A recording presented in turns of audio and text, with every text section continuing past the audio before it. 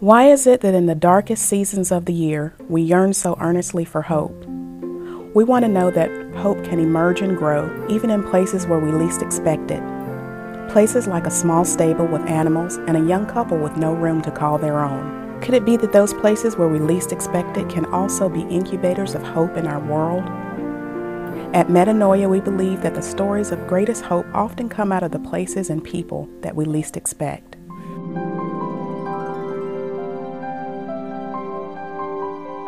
What do you see here? This is a vacant lot in the Chicora, Cherokee neighborhood. For years, we looked at this kind of property as an eyesore, a problem, a deficiency in the community. But what if it could be more than that?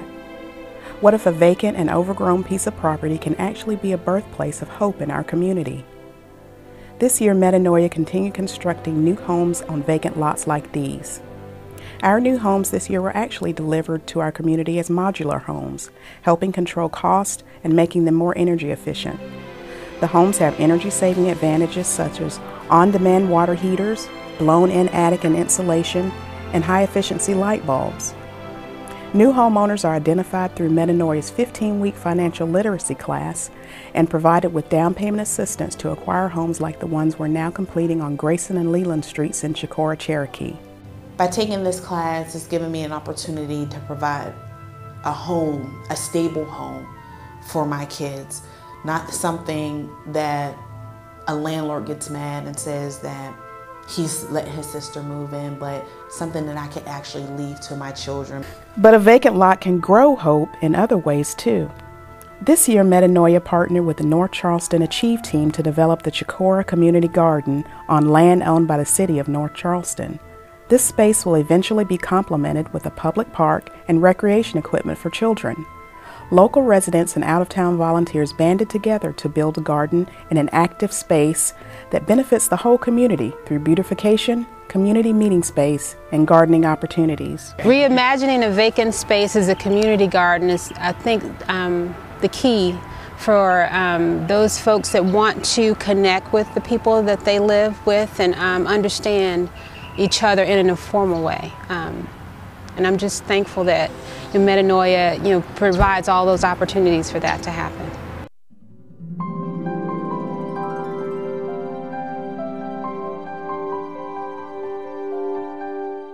And then there are other places in our community that have become even more a symbol of a lack of hope than a vacant lot. When it was built, the Shipwatch Square Shopping Center was the largest in South Carolina, but in recent years it's fallen on hard times. Meanwhile, for the past 5 years, Metanoia's annual town meeting has identified our community's major concern, a lack of a local grocery store. In part because of Metanoia's advocacy, North Charleston Mayor Keith Summey and the City Council engaged in a bold initiative to acquire Shipwatch Square, demolish the existing structure, and attract a new grocery store to the community. Metanoia furthered these efforts this year by bringing a nationally recognized expert in urban grocery stores and food deserts to meet the local officials. We partnered with the Low Country Housing Trust, helping them win a $500,000 investment from the Department of the Treasury for a grocery store in our community. Well, we were working with Metanoia and they started talking with us about the food desert situation we had. And we had been working with a development group, hopefully getting a grocery store. When that fell through, we started more dialogue with Metanoia about what it would take for the city to work within the community to make it happen. And we were able to come with a realization that it was going to take a city investment to provide the needs of that community to make sure that those folks had a grocery store to go to and shop at and were no longer a food desert. 7 years ago, Metanoia adopted a vision statement that included the hope that Reynolds Avenue would become a hub of community activities. At the time, we had no idea how this vision could become reality. I'm standing here with Chris Terry at North Charleston Police Department. Officer Terry is now a detective for the police department, but in 2009 he was a neighborhood resource officer, an officer that the police department puts in a community to stay in that community, build relationships, and do kind of community-based policing. And Chris, in 2009 you called my office, I think maybe my cell phone actually. I did. About the very building that we're standing in today. Yep. Can you tell me what the story was on that phone call? Yeah, I was sent over here by my captain, Captain Stevens, to speak to a Mr. Robertson who was having some problems with some vagrants sleeping inside, doing some damage inside, and he just wanted some help in figuring out what he could do to prevent that. I met Mr. Robertson out front on the sidewalk, and he kind of told me the history of the place and what, you know, the kind of a toll it took on him, and he literally said that if he could give it away, he would.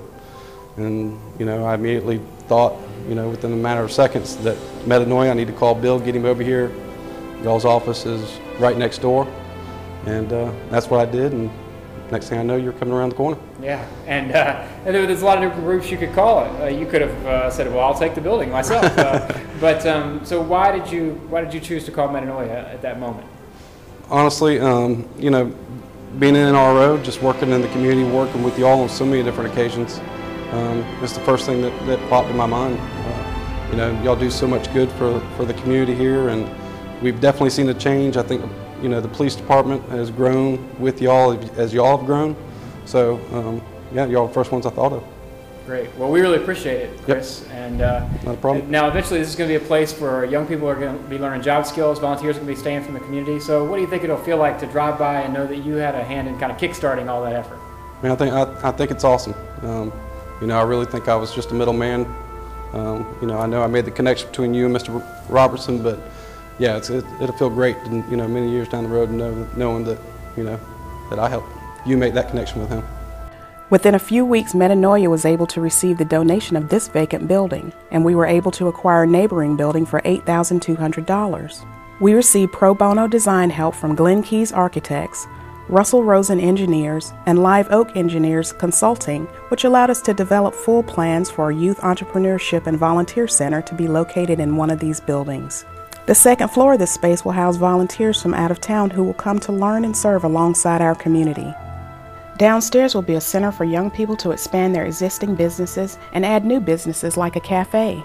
Our Dari Brothers had taught me to be a very responsible young man in today's society and to be a positive role model. Being a Soki Sisters has given me many valuable business skills that I can apply to everyday life. Since starting Soki Sisters, I am much more comfortable speaking in front of others. Metanoia received a major kickoff gift to raise funds for this facility this past summer at Freedom School, a $150,000 gift from MWV Corporation. We've also received major gifts for this effort from the WC English Foundation, First Baptist Church of Greensboro, North Carolina, Charleston County, Bill and Patricia Wirt, and BB&T.